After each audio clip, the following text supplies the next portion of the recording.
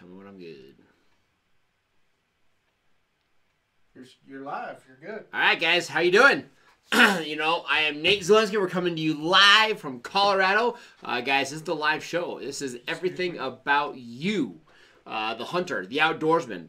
Our goal here is to make everyone a better outdoorsman, again, a better hunter through education. So the process of this show, guys, we're trying to bring you content, tips, tactics, scouting, hunting, whatever, shooting. Our goal, again, is to bring you updated information, current information, to hopefully make you a better shooter. As our producer, Devin Menino, just turned on the Instagram camera. Guys, for the most part today, actually, we'll be throwing live to Facebook, right? Yep. So we got a guest coming on. So if you are on Instagram, you will probably hear the content in one-sided conversation, I assume. I don't know exactly how the technology works. Devin will answer that question. But yeah, if you want to interact with our guest tonight, make sure you jump over to Facebook. So go to the Bowtech Facebook page or any of our other guests, guys. So we're going live from a lot of Facebook pages. Huge thanks to everybody participating in the show. Guys, the show is brought to you by Bowtech Archery, but we're also going live from the Bowtech Archery website, as well as the Bowtech Archery Facebook page. Going live from Diamond Archery, going live from Excalibur Crossbows, Black Gold Sights, Tight Spot Quivers, Ripcord Rest, Bass Pro Shops of Denver, Nate Zelinsky's page, guys, and a new one tonight, our guest of the night, which we're going to talk about here in just a second, Lucky Duck Decoys. So welcome, Lucky Duck. We appreciate you letting us go live from your page. And again, tonight is all about education to make you guys better hunters. So again, huge thanks to Bowtech for providing the platform for allowing us to do that. So again, I'm Nate Zelinsky. Guys, I reside here in Colorado, hunt everything I can possibly get a tag for, everything that walks. Before we bring in our guest, guys, we've got an amazing guest, the master of predators, the king of all coyotes. Guys, we got Jeff Nimnick. So we're really excited about this. I'll actually be seeing Jeff this week at a sports show coming up here in Denver. I'll be at the Denver International Sportsman's Exposition for the next 4 days or so. I'll be interacting with Jeff. I know Jeff just got done with a big coyote tournament. But guys, we're going to be bringing Jeff on here in just a minute. So make sure you bring your questions, guys. If you have questions about predators, you have questions about coyotes, everything about coyotes, I promise you, the owner of the Coyote Craze video series, Jeff, will be on here live here in just a minute. So make sure you bring those questions. But real quick, we took 2 weeks off for the holidays. So for a lot of people that have been following us and following things that have been going on, we took off for the holidays, just as our first weekend back. Last time I spoke with everyone was just before Christmas, and I had basically a week left on the Eastern Plains mule deer hunt. So we've been talking about that.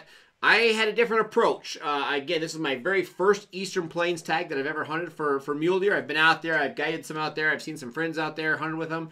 But I've never personally had a tag in my pocket. It's a grasslands, little canyons, kind of a different hunt. A lot of does, animals hang out in bigger groups than I'd say the average person's used to. So it was kind of a neat hunt.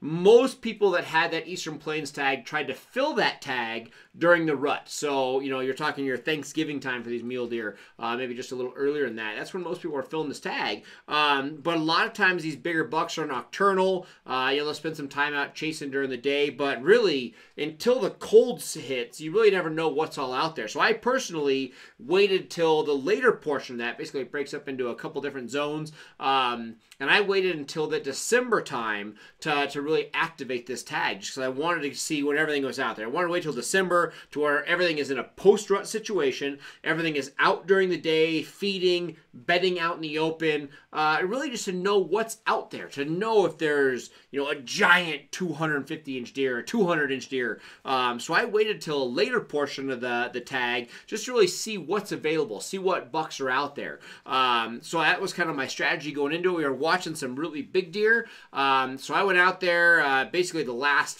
3-4 days of the season. And as I approached the last 3-4 days of the season, we were seeing a ton of deer. The first day I went out there, I probably saw 15 different bucks, so a lot of deer. And then the next day I went out, I ran into the deer that you don't want to see. Now, guys, people are going to criticize me for that. They're going to say I'm a trophy hunter, I'm jealous, I'm greedy, whatever you want to say it. I wanted to find the biggest mule deer on the block. I wanted to find the monster of the Eastern Plains. I was really hoping for a 200-inch deer. And then I came across this very, very nice buck. Great tines, great frame, heavy, everything that I would say 90% of your hunters are looking for. And this is the deer that a taxidermist friend of mine named Vinny Brown, we always talk about. It's the deer you don't want to see because you're hoping to find one bigger, but you can't pass it up. It's just one of those things. You cannot pass up a deer like this. So, guys, some of you have seen it, some of you have not. Devin, let's throw sort of a picture of this buck here. Guys, the next week or so, we're going to show you all the video of this deer. But you can see the buck right there. I mean, great tine depth, splits up top, great eye guards. It's a big deer. It's a very, very big deer. It's a nice deer. It was an amazing stock. Everything about it was awesome. Shot that deer with the Realm X. Amazing shot, 60 yards, 62 yards, and put that deer down. So it was exciting. It was fun. And again, I'm to the moon and back. So don't get me wrong. I'm not unappreciative. I love the deer. I would shoot him tomorrow again. I'd shoot him tonight again. Absolutely love it. But again, it's that deer that you're hoping for the massive giant deer, and you see that one, and I don't know any hunters that would pass him up. It's just that situation. You're like, man, I want the King Kong. You see that one, you're like, oh, don't even look at him. But you can't pass it up. I did a great stalk. It was crazy. I came through this field. I'm just gonna plug my wire. This buck was out with probably 25 does and 5 other bucks in a big, massive field. But he's basically feeding on winter wheat out in kind of a pasture. And luckily, it was just on the other side of a hill. And there's grass growing up on all these fence lines. So I actually crawled through this giant field out in this meadow. Came up on the buck, and he was bedded down at first. And I came up to a gate, and the gate was open just by like a foot. Bunch of the does were on me. The does were kind of looking at me. The buck was still bedded down. And the does started to trot off, and the buck was still bedded. So I had to make the decision. He was just over just a little bit of a knob, so I had to go through the gate to get the shot. So as quiet as possible, I try to sneak through this gate. And actually, as I was walking past it, my release actually hit the gate, kind of made a little metal ting, and the buck stood up. At that point in time, I had an arrow knocked. I was ready. I drew back. I actually stood up to my feet just to get a little more stable. Just where I was sitting on my knees, the ground was kind of goofed up. It was hurting me. So I stood up. All the deer were there, and I shot very quickly. Made the shot and put that deer down. 62 yards. It was awesome. And there's just nothing like those. Again, I don't want to promote longer shots, but when you can watch the arrow go just above the deer's back, and you just watch that arrow drop in there into that sweet spot. There's nothing like it. It's exciting. It's awesome. Deer ran 35, 40 yards and piled up, and that's the buck. That's the Eastern Plains buck of my year. So it was exciting. It was a lot of fun. And, tonight we're going to be talking about predators. We're bringing on a good friend of ours. Again, Jeff Niemann coming on here in just a couple minutes. But before we come into predator hunting, we've been talking predators now last week or last time we had the show on. Tonight it's all about coyotes. Again, continuing our hunting season. I'm a bow hunter, but whether you're a bow hunter, a rifle hunter, a shotgunner, predators is one of those things that, number one, it's a great sport. It's fun. It's entertaining. But more importantly, so many of our states need the help with predator control. Whether that's a situation of coyotes or mountain lions or bears or whatever the predators are in your area. A lot of areas, I'm not saying all, but a lot of areas are in need of predator control, and it's getting way more popular as a sport, and it's a great time. It's fun, and I'll tell you start going after coyotes with archery equipment, and it's a whole new realm. So, whether you're shooting archery equipment, shooting a crossbow, it adds a whole new element to it, so it's exciting. It's a fun way to do it, and with that being said, I started predator hunting with a bow, and it taught me a lot of lessons. And the number one lesson it taught me is to be able to comfortably and very accurately shoot fast. And I would say that's probably one of my stronger suits as an archery hunter. I'm not a target guy. I can't go shoot paper all day and shoot well, but I do shoot fast. I can draw back, find anchor point, get comfortable, and let an arrow fly very, very quickly. A lot of people saw that live South Dakota hunt we did for a mule deer. That deer literally stuck his head up and I let that arrow fly. Same type of thing on this mule deer. I've seen so many times as a guide in these western states. I guided for 10 years of animals kills and opportunities walking away because people didn't make the most of those opportunities by, again, waiting too long or waiting for the more perfect opportunity. If the opportunity exists, I mean, even if it's just a small window of an opportunity, if the opportunity is there, you got to take it. So we're going to talk about that over the next couple weeks. We're going to be talking predators, but we're going to be walking through, now's the time to prep for next hunting season. As we start to wrap up all the hunting seasons, it's immediately time. Don't pack anything away. Don't rest. Get right back into it. Keep the momentum rolling. And that's one of the big goals I really preach to a lot of hunters.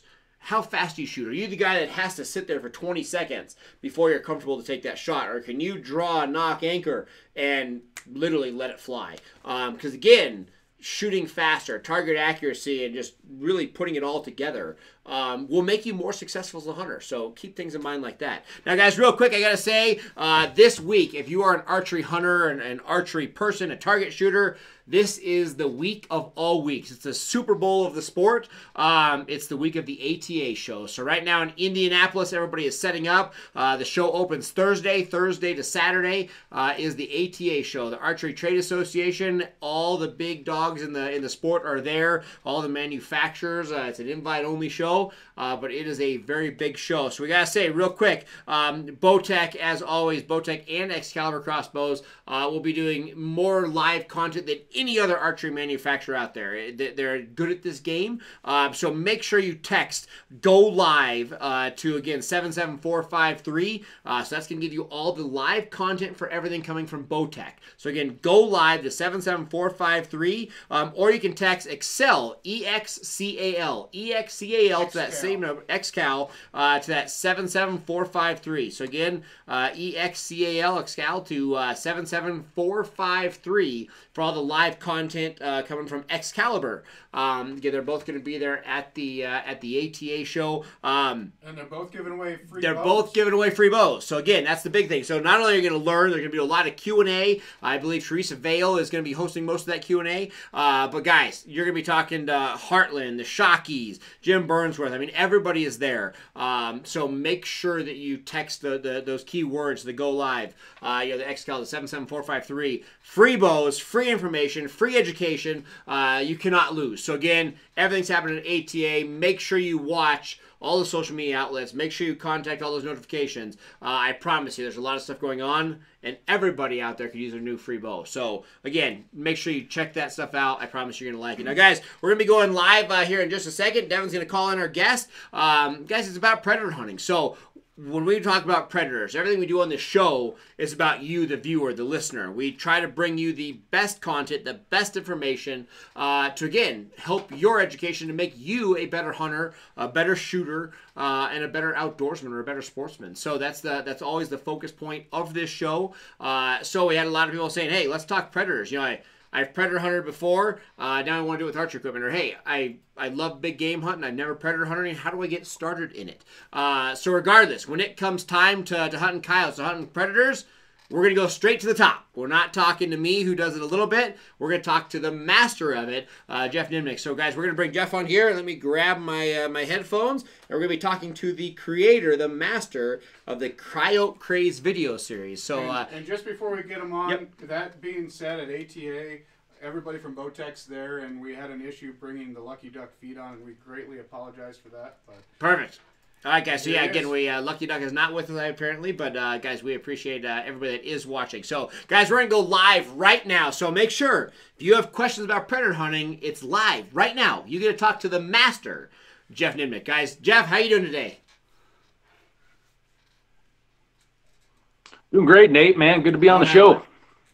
Perfect. Awesome, man. We appreciate it. You know, we've talked the last couple weeks trying to get on here. You know, I know you're very in-depth with your bowling league, as I kept giving you a hard time for, because you're really on vacation. But we appreciate you coming out. Now, you were just in Colorado, or were you in the Tri-States, or where were you at? I saw pictures of you getting stuck, chasing coyotes, tournaments. You are a very busy person in the predator hunting world.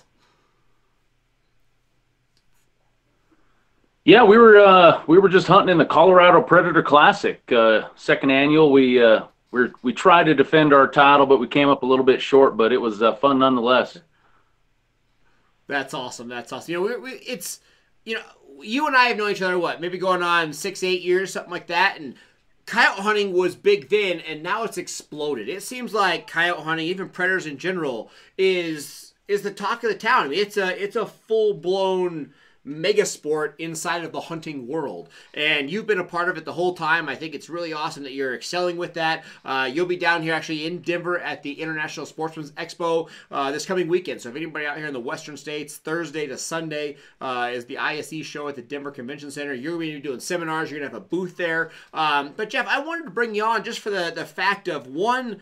So many hunters hang things up. You know, they're a deer hunter, they're an elk hunter, and they quit hunting now. And a way to, you know, really increase the sport, make it longer, enhance the hunting season is to chase after predators. Number two, I think it's key to help out a lot of the deer populations, a lot of the bird populations to hunt predators, because in some situations, they're a nuisance that needs some help in that control manner. And number three, if, let's just say you're a struggling elk hunter, you know, whether that's, archery or rifle, if you can start killing coyotes, I promise you that will make you so much better of an elk hunter. Because again, let's just face it, you know, coyotes are one of those situations that they're hard to hunt. They're smart. They're scared of everything in the world. And if you can kill coyotes, you can kill all big game. There's no doubt about that.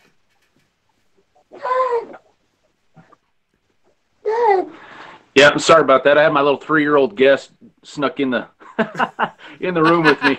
No worries. Hey, this is live. Yeah, this is real. Everything about this is live and real.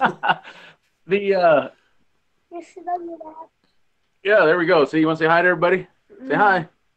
All right, bud.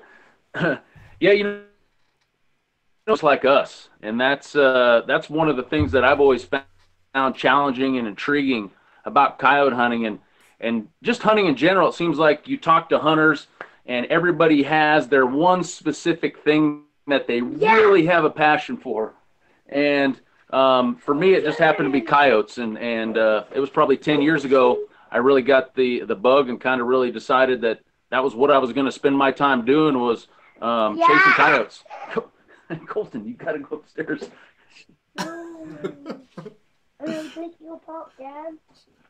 He's like, man, I want to talk coyotes, I love Dad. the family life trying to do something like this, huh?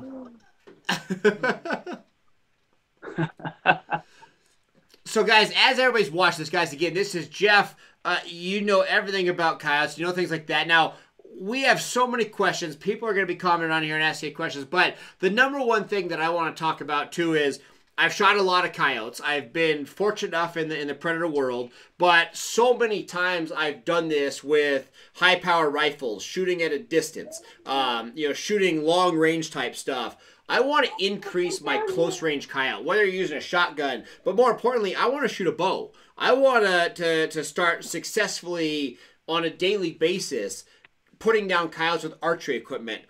What's the number one thing to, number one, being successful as a coyote hunter, but number two, how do I switch over the whole concepts of getting close? I mean, these coyotes are a nightmare to kill in pressured situations where they're actively getting shot at. How do you get coyotes close? How do you become a coyote hunter?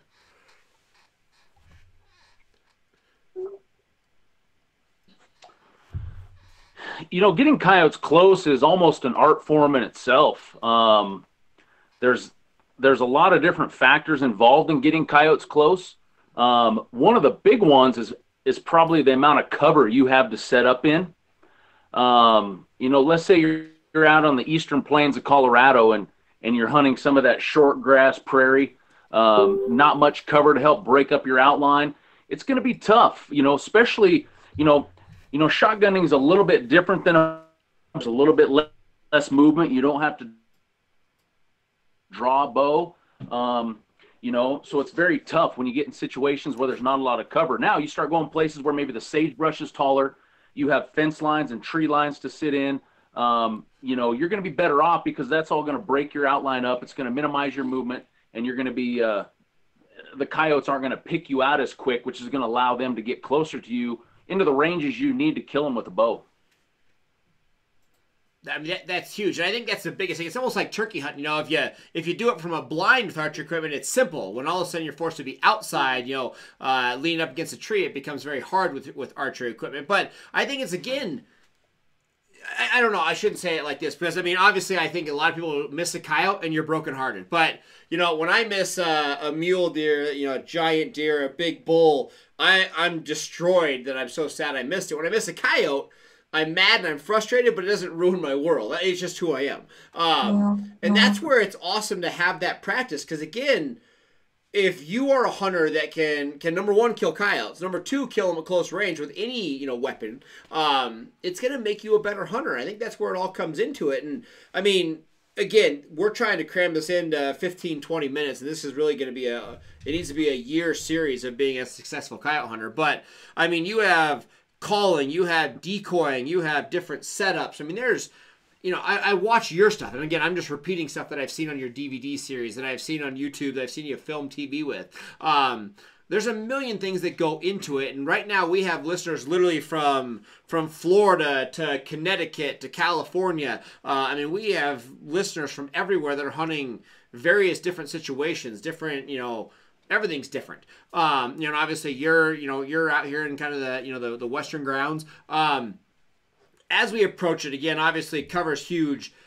How do I start coyote hunting? Let's just start there. Let's start with the basics. Whether I'm gun hunting, bow hunting, do I start off? What calls do I use? Do I use electronic calls, mouth calls? Walk me through the basics of coyote hunting here real quick, just to start people off. I've never coyote hunted before. How do I go out hunting tomorrow, Jeff? We'll even start worrying about the calls and your equipment. You know, what I really stress is understanding, number one, the coyotes themselves. That's huge, no matter what you're hunting. But understanding how a coyote works, how a coyote thinks, where a coyote's going to be first thing in the morning versus where a coyote's going to be during the middle part of the day, October versus what coyotes are doing in February. You know, learning that, and we could spend an hour talking about just the coyote life cycle and how coyotes think and tick. So that's the first thing. And, you know, the second thing you have to really worry about is where you're going to go hunting. The area you're going to be hunting, the amount of pressure that area has gotten, what are the densities of coyotes like in that area, what is your access like getting into that area, all those things. I mean, there is 100 variables that go into play with this. And once you get that figured out and you get a place to go and you know the area and you know where you can park the vehicle, where you can walk in, where you have the wind coming in a favorable direction, where hopefully the coyote that's out there doesn't know you're there, then you can start worrying about, you know, the call and the call sequences and things like that. That's hopefully going to call that coyote in that doesn't know you're there. I mean that's huge. And there's, I mean, even just like saying that, there's a lot that goes into it. Now, I have a million questions for you, so I'm just going to bombard you. I'm sure I'm going to ask a lot of these that our listeners are asking. But with that being said, is that how do we even determine, you know, the coyote's lifestyle? Is that a seasonal thing? Is that a daily temperature thing? Is that a sunlight thing? Is that a food thing? You know, how do we do it? So let's just say I'm out here and I know that my coyotes are feeding on, you know, they're micing and they're chasing rabbits. Is that a certain coyote versus a coyote that's, I don't know what else they feed on in other places of the country. But, I mean, is it a food source thing, or what determines that daily behavior? Again, is it temperature, seasonal, food? What determines that daily behavior? I mean, should I be out early and late in the day, like a big game situation? Well, this is one of our questions, actually. Perfect. What do you prefer, daytime or nighttime for Yeah, coyotes? daytime, nighttime, midday. What's your peak number 1, 2s, and 3s?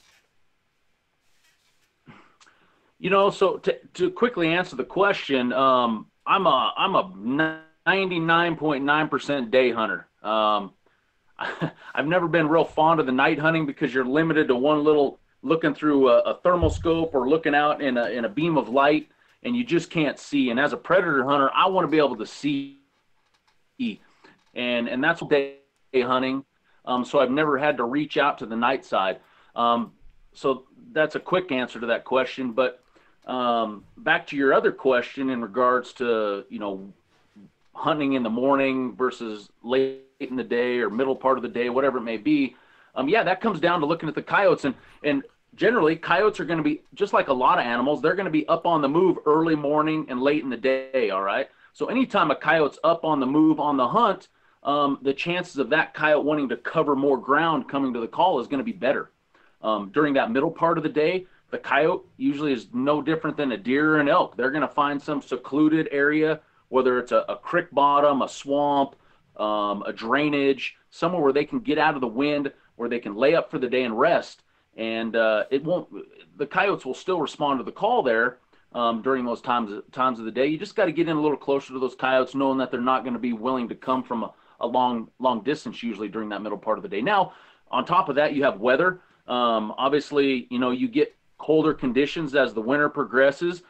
Food becomes a little more scarce for these coyotes, and they have to work a little bit more, which motivates them to want to come to the call. Parts of the country is also a big thing. You go to some of the big, what if you want to call it, desert sagebrush country in Wyoming and Arizona and Nevada. Those coyotes are used to eating rabbits pretty much year round because there's not a whole lot of other food sources for them. So you can get into better calling situations earlier in the fall.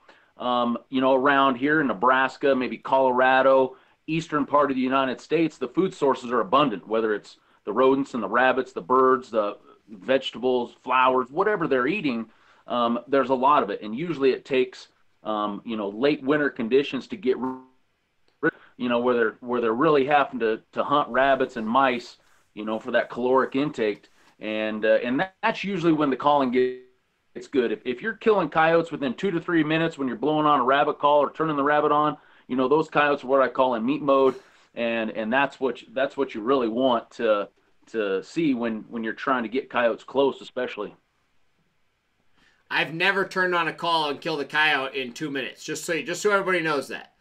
We're on a little bit different pages there. I'm more like the 30 minute scenario type stuff. If one came in 2 minutes, I'd fall over. So no, but I mean that's good to know because I think that's the huge things that people think about. And as a hunter, I spend 80 days chasing elk this year, 85 days, whatever it was. I watched this big bull Ricky for 131 days, and I bed these elk down and these deer down at 8 a.m. and I don't touch them till 4 p.m. I think I get trained as a hunter to not play with things during the day. Hey, they're resting, I should be resting, and you get into that style, and I think it's really encouraging to people that there is a midday hunt. I think that's neat, especially for getting new hunters into the sport, whether you have youth or, different boyfriends, girlfriends, whatever. It's neat to say, oh, yeah, we don't have to wake up at 2 a.m. We can go out at 10, in the right situation, cold, perfect, calling situation, have that opportunity. Now, again, I got a million questions for you, but number one, because I get this so many times, I get questions on my phone right here. Let's just say I went down to Bass Pro Shops. I went to Cabela's, and I bought an electronic call. When I take this thing out of the package, some of them have like 50 sounds. Some of them have like 1,500 sounds. It's the most overwhelming thing in the world. As a predator hunter, and I do it, I have calls, I've done it all, but how do you choose? You know what I mean? Like the last set I had coyote hunting, I used house cats fighting. So I used, house cats fighting as a call, an electronic call, and the coyotes came running. They loved it. It's my favorite call of all time. But when you look through the list, there's more noises available now. And I think so many people get overwhelmed. You know what I mean? You pull up an electronic call and you look at the options, and there's so many different sounds and noises. I don't think people have a clue as of what to use. And more so than specific sounds, how do you even go about picking a genre of sounds? You know what I mean? Is it cold weather, I use this? Or do I have to look at the food source and talk to a biologist about what they're eating? Or, again, we're going to hopefully break this down into a multiple-part series. We're hoping to continue coyotes for the next 4-6 weeks to break all this down. But in a nutshell, just because people are asking, how do you even go about the sounds you make in a calling scenario?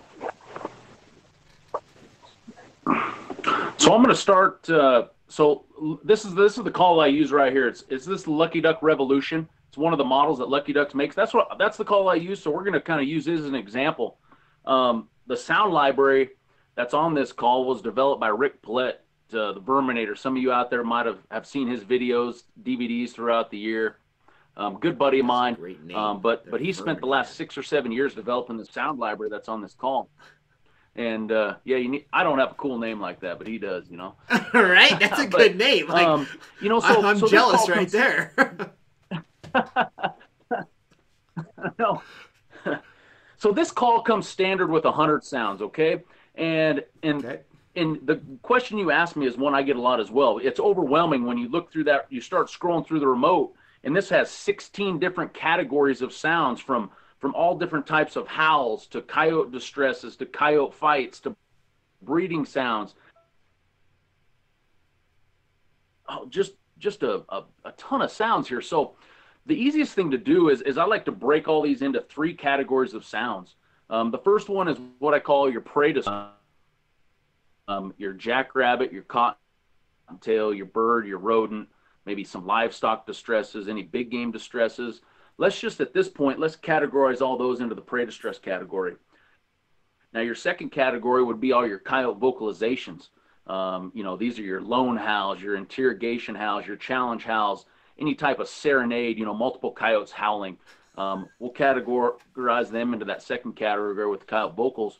And then your third category is all your coyote fights, your pup distresses, maybe some fox distresses, some of the breeding sounds, kind of off the wall coyote sounds, okay?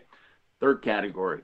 So now we have it simplified a little bit more. Instead of 100 sounds, and that's how I usually lay it out. When I'm going into a stand and making sounds, I'll usually tell people, you know, early on in the season, you know, maybe we focus a little bit more on the prey distress category of sounds. You know, it's maybe not so much important which sound within that category you're using, just as so you're using something within that category. And then maybe late in the stand, we kind of go more towards some of those coyote distresses, the pup distresses, especially early in the fall. You know, we're getting into the breeding season for coyotes. A lot of times coyotes by this time of the year have been pressured a little bit. They've been shot at. These coyotes are a little smarter now. So instead of going back to the prey distress category this time of year, I may focus a lot more on the coyote vocalization categories and the coyote fight, mix a lot of that in my over and over like I did maybe early on in the season. Yeah, I don't know.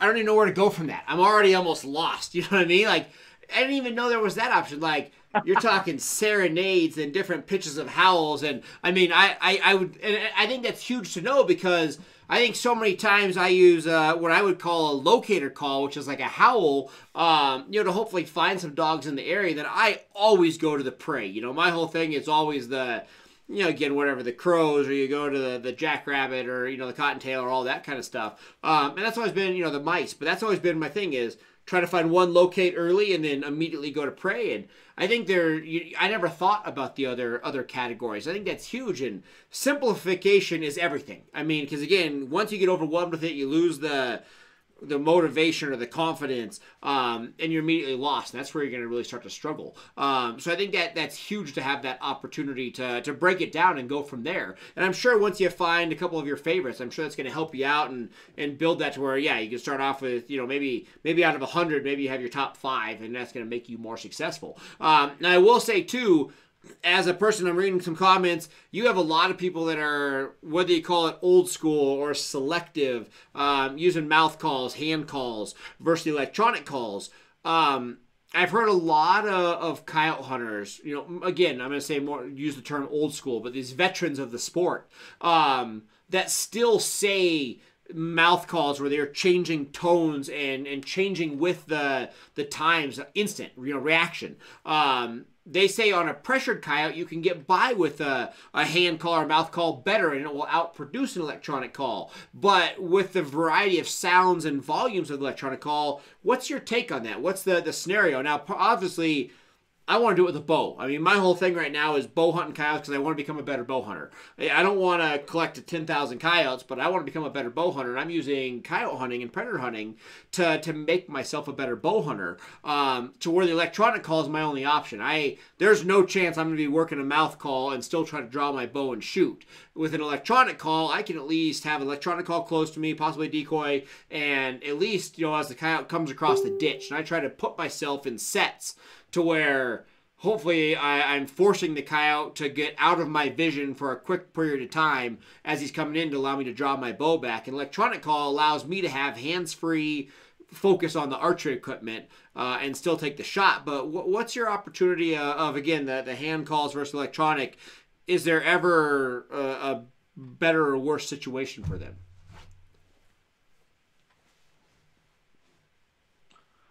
You know, there's been people killing coyotes for 100 years with hand calls. You know, nothing wrong with it. The great thing about hand calls is it's a low level of entry. You know, $20 and you can have a hand call and you can go out there and kill coyotes.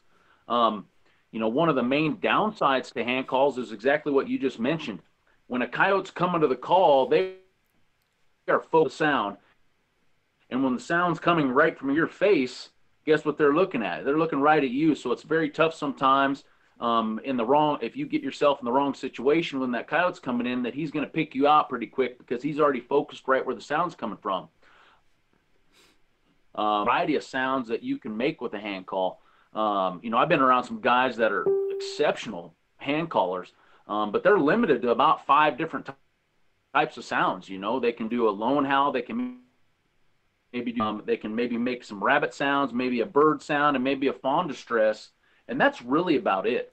You know, and that's really where the advantage of an e-call comes in, is with those 2 categories, being able to get the sound and the e-caller out away from where I'm sitting and use a remote. Now that coyote's focus is on the sound, and if you're doing everything you're supposed to do over where, you know, your hide is, that coyote's never going to know you're there when you shoot him. And the second thing is the variety of sounds that you can get. You know, on these Lucky Duck calls, out of those 100 sounds, almost 6, which is huge. This is pressured coyotes, and how do I call these pressured coyotes in, and what sounds do I try to use? You know, there's no magic secret to calling in pressured coyotes that have been hunted hard all year. But if there was one thing I would do to try to call in these coyotes, it'd be use nothing but these coyote-based sounds, the coyote fights, the howling, the breeding sounds, you know, everything that encompasses that. And that's really where an e-call will shine, especially one like a Lucky Duck that has a huge variety of those coyote-based sounds that you can use later in the season when coyotes aren't just running into the rabbit anymore. And that's huge. I think as the sport grows so much, you see that. I mean, you know, you have coyotes where I'm hunting, you know, where it's a lot of cattle land, where it's strictly they got to go because cattle's the mainstay of the land. I mean, you literally hit your brakes going 60 miles an hour, and a coyote a mile away is going 50 miles an hour away from you. You know, these are the type of dogs that, you know, have so much hatred towards them that they're impossible to call. I set up on these, and again, I'm old school. You know, I'm strictly, you know, I'm prey. I'm the rabbit in the distress. That's what I got. You know, and they don't have any interest in mine. I don't think, you know, a lot of hunters don't think about how much the coyote sounds will work in those situations and how that's an excelling point of that. Now, Jeff, we're running out of time here. I got a lot of questions, but you know, real quick, I'm gonna do my best to force you to come back on this show as much as possible over the next month or so, because I want to talk more coyotes. I want to build up the whole concept of this. But real quick, where do people get the information? Things we're talking about tonight, the concepts here, the Coyote Craze videos. Do we go to a website? Do we go to a retailer? Do we just watch them on YouTube? Where's the best place to learn from you? Again, everything I know about coyotes, I have learned from you, and I think everybody else should do the same. Because again, I think it's a sport that's underrated, it's underlooked upon, and I think people it'd blow their mind to take the opportunity at some predator hunting, more than likely, easily, affordably, and near where they live. Well, first of all, you need to have a longer show, all right? Second of all, people can go to my website. My website is coyotecraze.com. On there's links to my whole YouTube channel, which is basically Coyote Craze videos on YouTube. Lots of instructional videos on there, but there's also just some fun watching coyotes get whacked. You know, everybody loves that. But also on my website as well, there's links to magazine articles I've written over the years. Obviously, those are all instructional. And then information about the coyote school that I put on here in Nebraska. So yeah, tons of information on the website. That's probably the best place for people to go. if they're looking to get a few tips and pointers on going out. Absolutely. So now, guys, I'm going to be spending some time in the next week, actually in the next 5 days, with Jeff, and again at the International Sportsman's Expo. I'm actually going to sit down in his booth. I'm going to chase him after a couple of seminars, and we're going to do some content live at this show that will be airing next week during the show. And I'm hopefully going to have Jeff back on here again over the next 3-4 weeks, and we're going to break this down. This is basically the intro to coyotes, is what I wanted to call this. This is our first show heavily talking coyotes, and literally over the next 2 or 3 shows, we're going to be talking in more depth about this. We're going to be talking about the breeding season. We're going to be talking about hunting a warm year like we're having right now, a really warm winter where things are different. We're going to talk about those freezing, gnarly 20 below type days, how we approach coyotes in that type situation. So again, guys, everybody that's watching, this is the intro to coyotes, if you will. Over the next several shows, we're going to break it down in more depth. Again, this could be a 400-hour show to talk about everything there's with coyotes. It's a large sport. There's a lot to it. There's a lot of education put forth towards these animals in pursuit of them in the hunting world. So guys, this is just the intro to hunting show. Guys, we brought on literally the master of hunters, the master of coyotes, I should say, as well. Jeff here to have it. Again, it's all about the Coyote Craze video series and coyotecraze.com. So Jeff, I'm going to see you at this show. We're going to shoot some content at this show. I want to hear some sounds. I want you to walk me through this firsthand, personally, and then we're going to have you back on here in the show very soon to talk more in depth about this, if that works for you. You bet, man. I don't have a booth this year. I'm just doing Thursday at 5:30, and I do a seminar again at 3:30 on Friday. So yeah, we'll get in touch, and I'm not tied down to a booth, so I'll be around. I can roam around and check the show out and visit with everybody. So, but I'll be there at the seminars with all my equipment on hand and be willing to talk to everybody about it. And I got some cool video we just shot last year. My 8, 9, 10-year-old boys shooting coyotes. So that'll all be shown at the seminar. So it's gonna be a lot of fun. That's awesome, guys. Guys, again, this is all about education. It's all about you. That was our guest, Jeff Niemann. Guys, thank you so much. And make sure you follow him, Jeff. We'll be in touch here at the show. But, guys, he is the master when it comes to coyote hunting. He does it all. Calling, guns, bows, everything that has to do with coyotes. Jeff is in charge of it. Jeff does it. He is the man when it comes to coyotes. So, guys, make sure you check it out. It's all about the Coyote Craze video series. Go to his website, Coyote Craze. Guys, and I'm going to be bringing you a lot of content from the show live with Jeff there. So, guys, make sure you stay tuned over the next several weeks as it is all about coyotes here. And, guys, again, I am Nate Zelinsky. You are watching live here on the Bowtech channels. Again, it's brought to you all live, everything by Bowtech. You're also watching live on the Diamond Archery Facebook page, the Excalibur page, Black Gold, Tight Spot Quivers, Ripcord, Bass Pro Shops of Denver, as well as the Nate Zelinsky page. Guys, I hope you enjoyed that. Again, predator hunting is huge. It's taking off. I know it was a little broken up there. Service wasn't amazing. But, guys, Jeff's the man. And, again, when it comes down to coyotes, there's so much to it. Again, talking the intro to coyotes here. But there's so much involved in the coyote sport. We're going to break it down for you. I'm not going to lie. It's an intimidating sport because there's so much involved with it.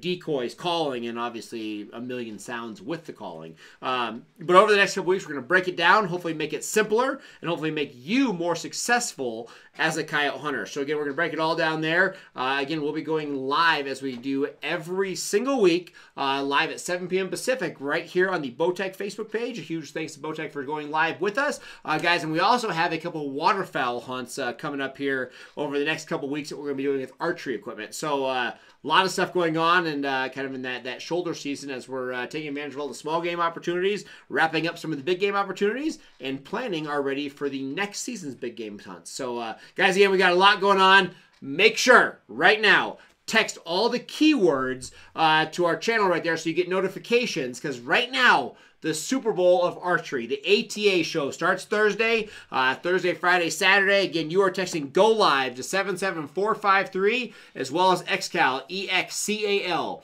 So again, GO LIVE and XCAL to 77453. Giving away bows, and I promise you, a lot of information, a lot of Q&A. The best hunters in the world are right there in the Bowtech and Excalibur booths. It's not something you're going to miss. So again, make sure you text those keywords. Guys, we'll see you next week. I'm Nate Zelinsky.